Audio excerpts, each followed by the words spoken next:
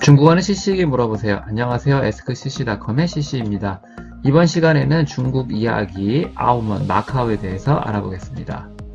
자, 아오먼의 첫 글자인 아오는요, 그 항만, 부두의 의미가 되겠습니다. 그러니까 그 아오먼이라고 하면은 뭐 항만의 문, 뭐 이런 정도의 의미가 되겠는데요.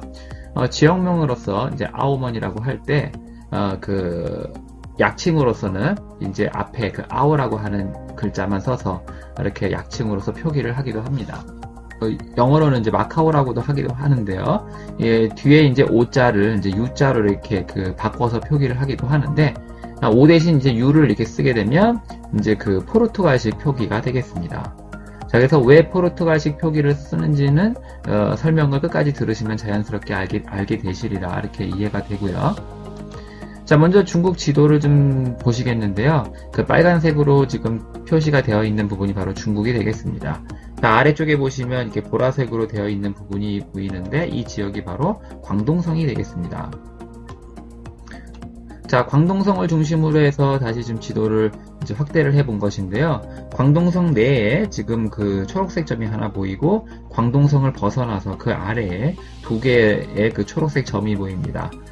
먼저 광동성 내의 그 초록색 점이 바로 광동성의 성도인 광저우가 되겠고요.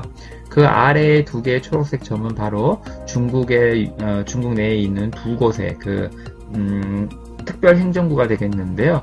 먼저 오른쪽에 보이는 곳이 바로 홍콩, 샹강이 되겠습니다. 그리고 왼쪽이 바로 마카오, 아오먼이 되겠습니다. 자, 이 지역을 다시 좀 확대를 해 본 것인데요. 파랗게 먼저 보이는 것이 바로 주강이 되겠습니다. 중국의 대표적 강 중에 하나인데요. 이제 주강이 되겠고요. 이 주강을 중심으로 해서 이제 그 좌우로 네 곳을 이제 지도상에 표시를 해 본 것인데요. 먼저 오른쪽 위에 이제 그 보라색으로 표시를 한 곳이 바로 심천, 현전이 되겠습니다. 그래서 면적과 인구를 이제 표시를 해 보았고요. 그 아래에 아까 말씀드렸던 그 초록색 부분이 바로 아까 말씀드렸던 홍콩, 샹강이 되겠습니다. 그래서 인구와 면적 한번 봐주시고요. 그리고 왼쪽에 그 빨갛게 되어 있는 부분이 바로 주하이가 되겠습니다. 그래서 면적과 인구. 근데 인구를 좀 보시면 아까 그 심천이나 그 홍콩에 비해서는 조금 그 인구가 조금 많이 작은 것을 알 수가 있습니다. 자, 그리고 그 주하이의 오른쪽에 보시면 파란색으로 아주 작은 그 지역이 보이는데 이 지역이 바로 이제 그 마카오, 아오먼이 되겠습니다. 그래서 면적이 불과 이제 32.9 평방킬로미터에 불과하네요. 그리고 인구도 이제 67만 명 정도에 불과한 아주 작은 지역이 되겠습니다. 자, 그리고 이거는 이 네 지역과 이제 비교를 하기 위해서 좀 표시를 해본 것인데요. 우리나라의 수도인 서울을 이제 서울의 그 면적과 인구를 이제 함께 표시를 해본 것입니다. 그래서 중국의 이 네 지역과 함께 비교를 해 보시기 바랍니다. 자, 지금 이거는 아까 그 지도에서 이제 아주 유명한 다리가 되겠는데요. 강주하오 대교가 되겠습니다. 그래서 세계 최장 길이의 해상대교를 이제 지도상에 표시를 해본 것인데요.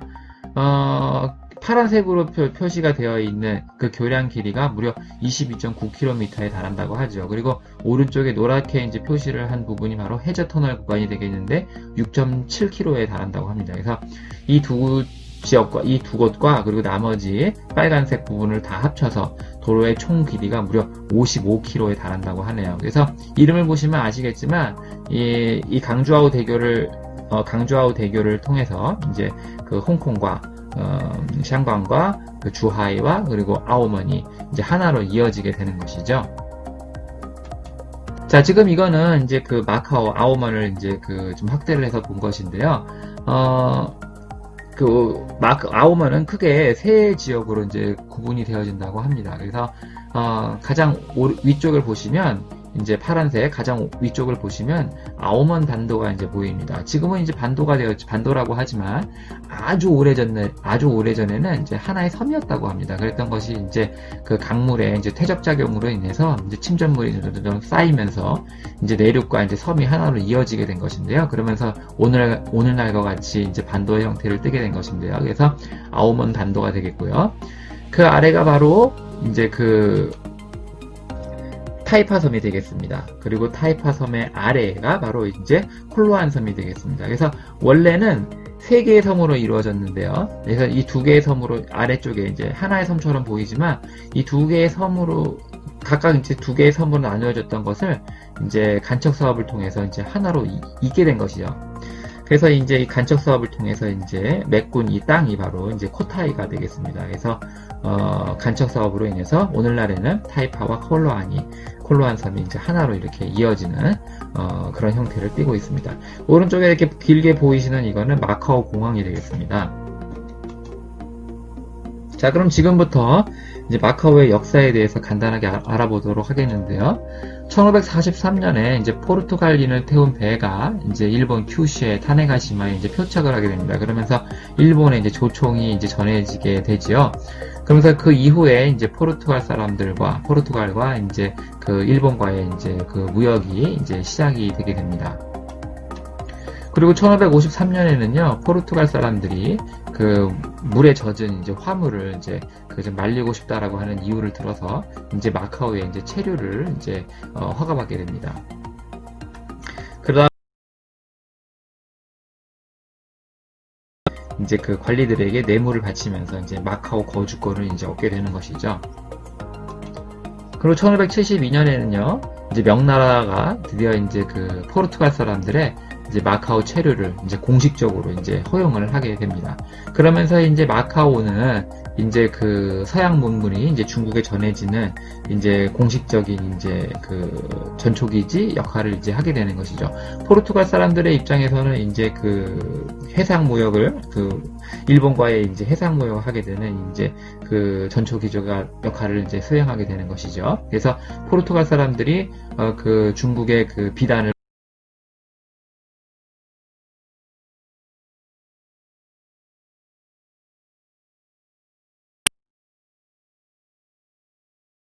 하면서 꽤 돈을 벌게 되는데요.